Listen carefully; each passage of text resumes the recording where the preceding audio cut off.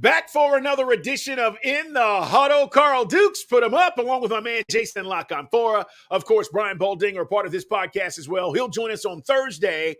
And what a week one it was. We have to start as we record this on Tuesday. It is literally the day after, the morning after, we saw a disaster happen in New York with 4 snaps from Aaron Rodgers. And Jason, he goes down. Now, full disclosure, folks, if you go back and listen or watch to any of these podcasts over the last 6 months, we have talked a lot about the Jets, their offensive line, and to Jason's credit, he said this numerous times, so I got to give you props. You have said on this podcast, In the Huddle, subscribe, like us, tell your friends, guys, so you don't miss an episode. You did not think Aaron Rodgers would hold up. Now, we don't wish injury on anybody, right? We love the NFL. We want all these guys to play. No. But Jason, you said, I don't think he's going to hold up. And I'll be damned, he's already hurt. And I feel bad for the guy because I wanted to see how this was going to play out. But to your credit, you didn't feel like this was an offensive line that was going to be able to hold up. Well, this whole thing never made sense to me. And it just reeked of ownership and a little bit of a cash grab and a little bit of a fantasy football mentality. And that doesn't work in this league. And I think there were too many people who I think just got caught up in sort of what Aaron Rodgers was 2 or 3 years ago, what Aaron Rodgers might be at his best, and really didn't put in contingencies, didn't put this together the way it was going to have to be put together to sustain anything. And there were a lot of factors. And look, if you do what I do and you're involved in gambling markets and you have 5 and 6 months to play futures bets on certain teams and you're having all these discussions in various forums, and you have all these people out there pushing for the Jets as a value play to make the Super Bowl or win the Super Bowl, then, if I don't think they're a playoff team, even if this guy stays healthy, and I don't think he's staying healthy, then I'm attacking it a different way. And nobody talked about their tackles all summer long. All spring. Nobody talked about their tackles until that second episode of Hard Knocks where Aaron Rodgers was like, wait a minute. Are we going to pass protect here? Like, do we have an offensive line? What's going on here, right? Then everybody's like, oh, yeah, who are those guys? He can't move anymore. He doesn't want to push the ball downfield anymore. He can't advocate for himself outside of the pocket anymore. And he's becoming a standing target inside the pocket. In other words, you can shoot for a spot and know he's going to be pretty close to that spot because he can't defend himself anymore. Then you get involved with some backs, especially a Breece Hall, who's very young. And, like, what's pass protection going to look like? And I'm thinking over 18 weeks, the better part of 18 weeks, not one game, but I'm factoring all this in. And then he's going from playing on one of the best surfaces in the league at Lambeau Field, fairly pristine. They got the heaters under the field. They can handle it when it's frozen. And he's going to what most people consider to be the worst track on the field, especially when both teams use it in the same weekend, let alone both teams use it back-to-back days. So I didn't like any of that. None of that passed my smell test. And then the Hackett thing, right? And then is the offensive coordinator going to save him from himself? No. The offensive coordinator works at the behest of the quarterback. The offensive coordinator is there as the useful idiot, but the quarterback's running the show. So because somebody's got to be the de facto coordinator, right? And somebody's got to talk to the media on Thursdays and take their lumps. So I didn't like any of it. And I was telling people, Aaron Rodgers hasn't hit that touchdown total, since his MVP year. And he wasn't hitting that total before the MVP year. So you do what you're going to do, but I know how I'm playing that. Any Aaron Rodgers season total, I was fading because this to me wasn't built to last. This was slapped together. This was all about the shiny stuff. Him at his best and Garrett Wilson. And there's some shiny stuff there, but football's one from the inside out. And this team still had major issues on the offensive line. And while Dwayne Brown's not practicing, and while Mekhi Becton's showing you he's not an effective football player, they did nothing. They restructured the quarterback's deal, right? They sold more tickets. They sold more hot dogs. They shook their ass on Hard Knocks. But I don't think this thing was built to last. I don't think this quarterback at this stage of his career himself was built to last unless everything else was perfect. And this on offense to me was far from perfect. And, I think it is nothing short of shameful that these billionaires who make hundreds of millions of dollars each year, hundreds of millions of dollars each year, and who sell their teams for billions more than they bought them for.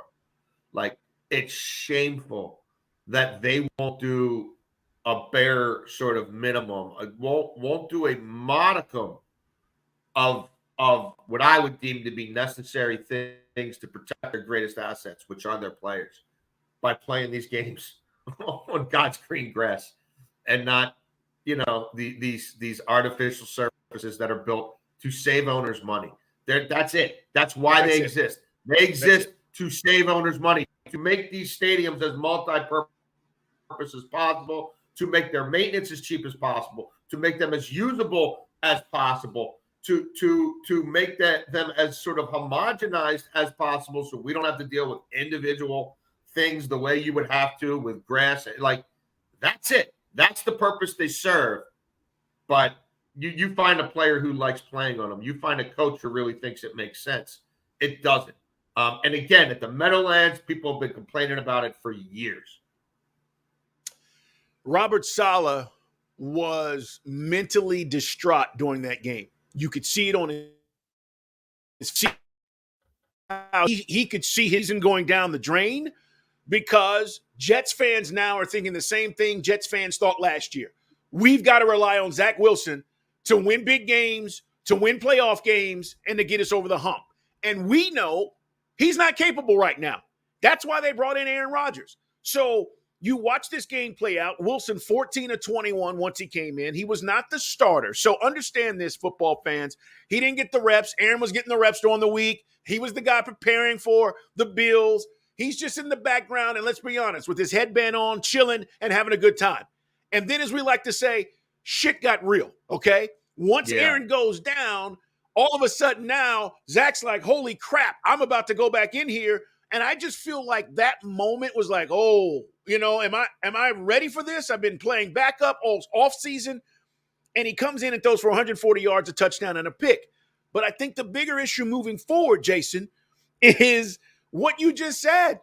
The offensive line isn't changing. Zach's still going to be running for his life. Garrett Wilson is an unbelievable wide receiver. But if you don't have time to get him the ball, it doesn't matter. Even the touchdown he caught last night, that was like, one of those throws where I'm just going to put it out there and hope that he makes a play. And he does. Area but code. It wasn't, area code throw. Yeah. It wasn't the area it code. wasn't, Let's see what you get. It wasn't a great throw. He's just like, I'm going to put it out there. So the Jets now have the fundamental problem that they had last year. And here's the other thing, and you brought this up. Nathaniel Hackett was allowing Aaron Rodgers to do what Aaron Rodgers does. I'm going to change plays at the line of scrimmage. I'm going to look at these coverages. I'll put guys in position to win. Zach Wilson ain't ready for that. He's not ready for that. That's why he wasn't going to be the starter. So now all of that has to come from the sidelines, and Nathaniel Hackett has got to run this thing to get guys in position to win when he was counting on Aaron to do all of that.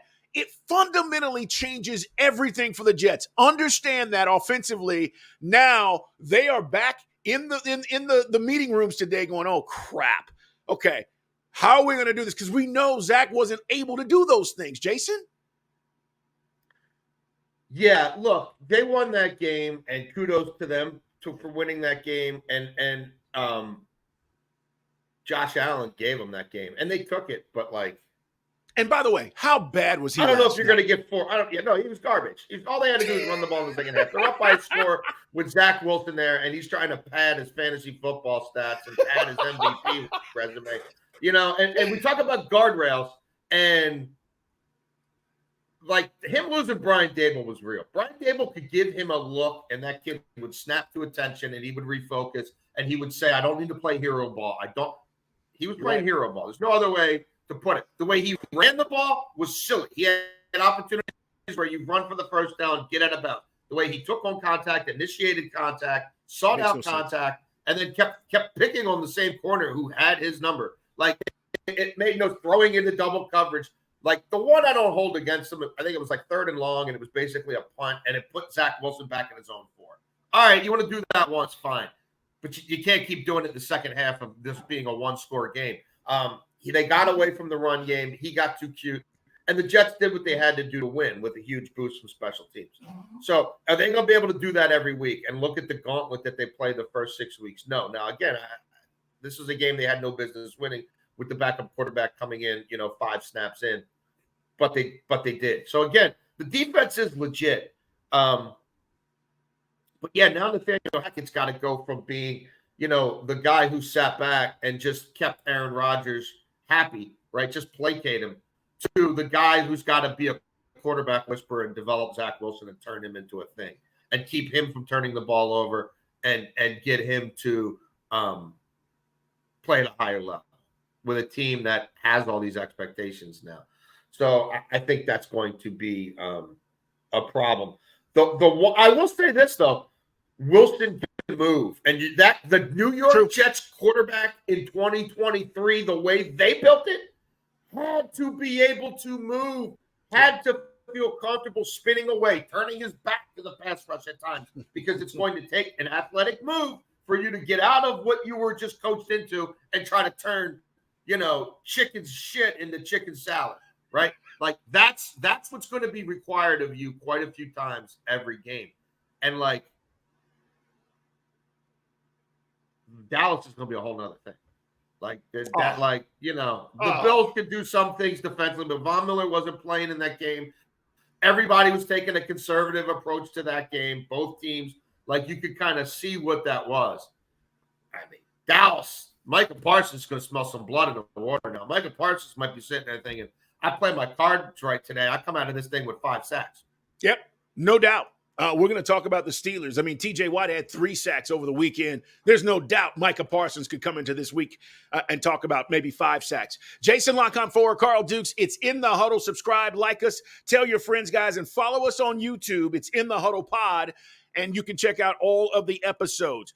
Talking a lot about the Jets, and we'll wrap this up because we know a lot of Jets fans watch this podcast. The numbers tell us such. I want to say this. I feel bad for you. I understand that expectation and that hope that comes along with, oh my God, we just got Aaron Rodgers. And you had every right to feel that way. We didn't know how this thing was going to turn out.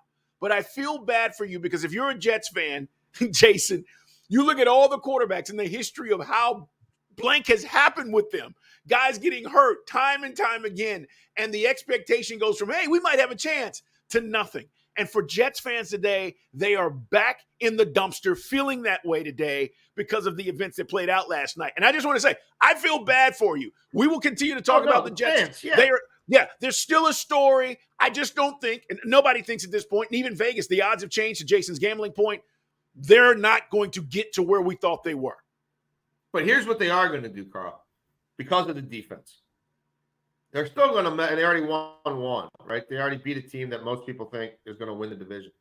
They're going to mess around and still win 8 or 9 games or somewhere. I agree. They're not they're not going to be as bad as Arizona, right? Like, you can already look and say they're not going to – so, like, the idea that they're just going to be sitting there and one of these 3 or 4 quarterbacks at the top of next year's draft, they're not going to – they're going to have to move heaven and earth. They're going to have to trade assets, future assets, or pieces from that defense to move up and get a quarterback. And timing is everything, right? And instead of them admitting defeat on Zach Wilson, but then embracing a younger thing for the long term, they went in on an old thing that even if they try to bring him back next year, now we're talking about a guy a year older, right? A year removed from playing, who didn't want to get hit anymore anyway, right? So what's that going to look like? That's not going to be much of a stopgap. But they're going to be too good to be picking in the top 5 and just grab one of these kids. And it's going to take an awful lot to move up and get one of these kids because unlike some other years, the teams picking at the top all want quarterbacks. They're all tanking for quarterbacks. So that dynamic is going to work against the Jets. Yeah, and Jason, they gave up all that draft capital to get Rodgers. So, I don't know what that looks like moving forward, but it's not as if they've got a plethora of picks to just hand over and move up in the draft. All right, let's talk about some of the other games as we react, guys. Week 1 in the NFL. You talked about the Cowboys. Beatdown, 40-0. It starts with a blocked field goal, and boom, they're off and running. The Cowboys, guys, have won 5 straight against the Giants, 12 of their last 13 meetings. They own New York Giants. And this was, I thought, the worst performance for Daniel Jones, who they just paid in the offseason, Jason. They gave him all that money, and he looked like hot garbage. The first drive, they're moving the ball pretty well, and he's being effective, deciding when to take off and run. And then you've got the block, and then it just became a comedy of errors, right? It just, at the moment, Saquon Barkley barely possesses that ball, fumbles it, pops up into the air, and that goes to the house. I mean, at that point, the game that game was over right then and there. The interesting thing for me was then how did the Giants coaches react? They reacted by keeping the starters out there, and they clearly did not want to get shut out, and they got shut out anyway. Mm-hmm. So that gives me a little pause. Like, that after going to the playoffs last year, and I think Brian Daboll's awesome. I think he's really smart. But, you accomplished some stuff last year. You paid big money to keep some of those pieces around, and then you didn't just shut it down. You didn't think enough of them, right? And enough of sort of your long-term chances and enough of what you established last year to just say it's not our day. I don't want to get people hurt, right? Let's get these guys off the field. Yep. In the rain, on that crappy surface that nobody wants to play on. They kept pushing it and got nothing out of it. So I do wonder if that gets in their head a little bit. And the players are like, why did they put us through that?